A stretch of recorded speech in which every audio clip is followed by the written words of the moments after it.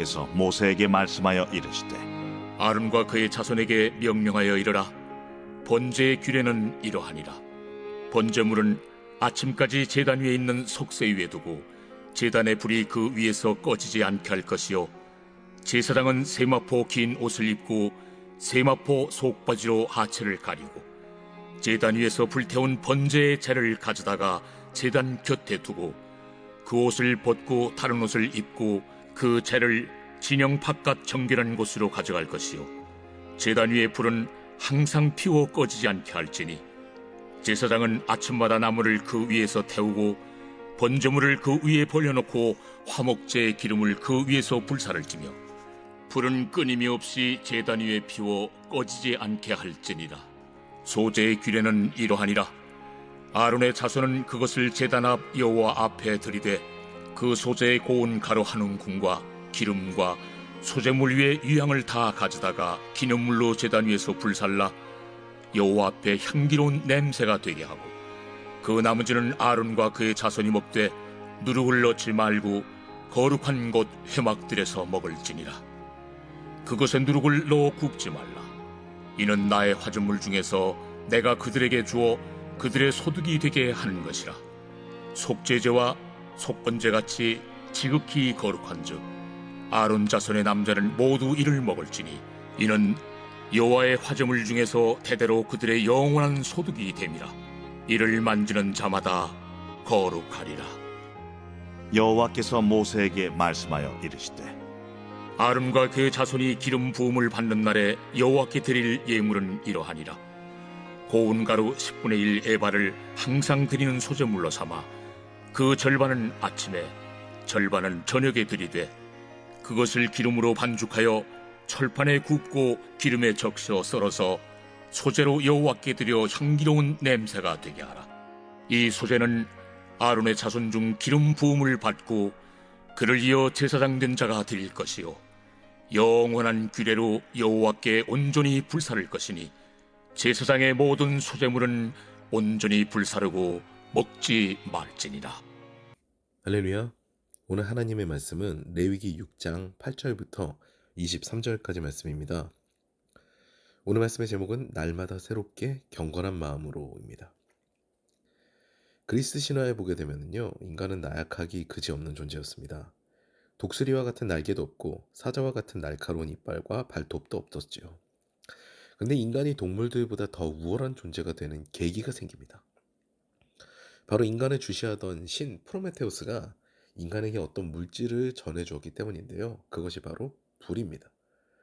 불을 사용하면서 인간은 비로소 만물의 영장의 자리를 꿰어찰 수 있게 되었다는 것이죠.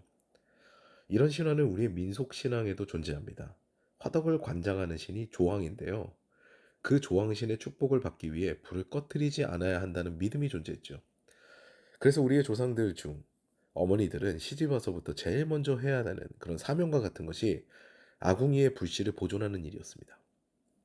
그런데 그 불을 꺼뜨리지 않는 것은 쉽지가 않은 일이죠. 밤새 불을 지펴 따뜻한 아궁이가 새벽녘에는 서서히 식어가기 때문입니다. 그래서 우리의 조상 어머니들은 불씨를 살리기 위해 새벽 미명에 일어나 지푸라기를 비벼 집어넣고 부채를 붙여가며 날마다 불씨를 살린 것으로 그렇게 기록되어 있습니다.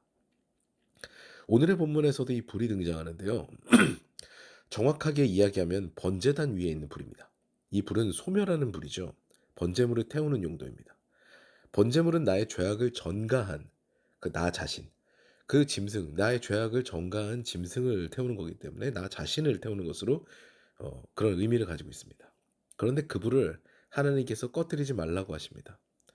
이것은 프로메테우스의 불을 지키는 것과 우리 민속신앙에서 아궁이 불씨를 살리는 것과는 다른 의미입니다.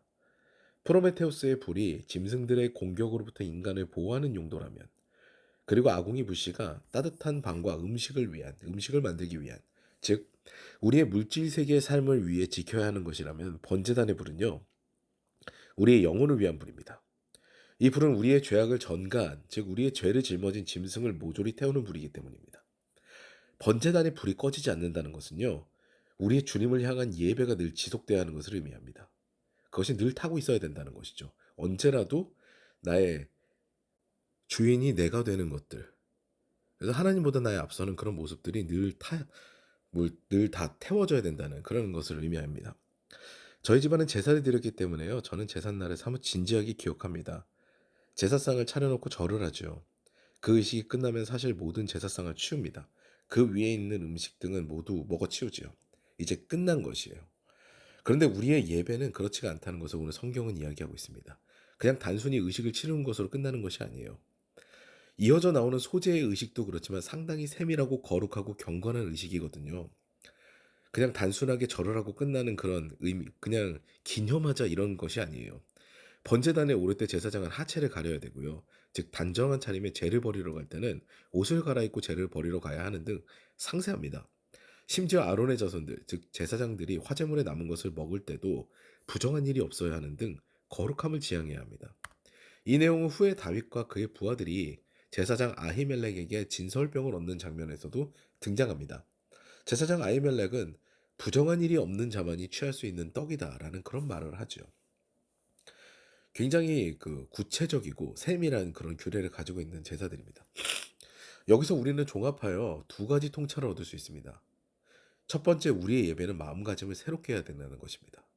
옷을 단정히 입는 것과 같이 세밀하게 그 규례들을 다 지키는 것과 같이 예배를 준비하는 우리가 준비된 마음을 가지고 있어야 된다는 것이죠. 그냥 의례껏 치르는 그런 의식으로 치부하면 안 된다는 얘기입니다. 우리가 대통령을 만나는 자리에 나아갈 때도 복장을 단정히 하고 마음가짐을 새롭게 합니다.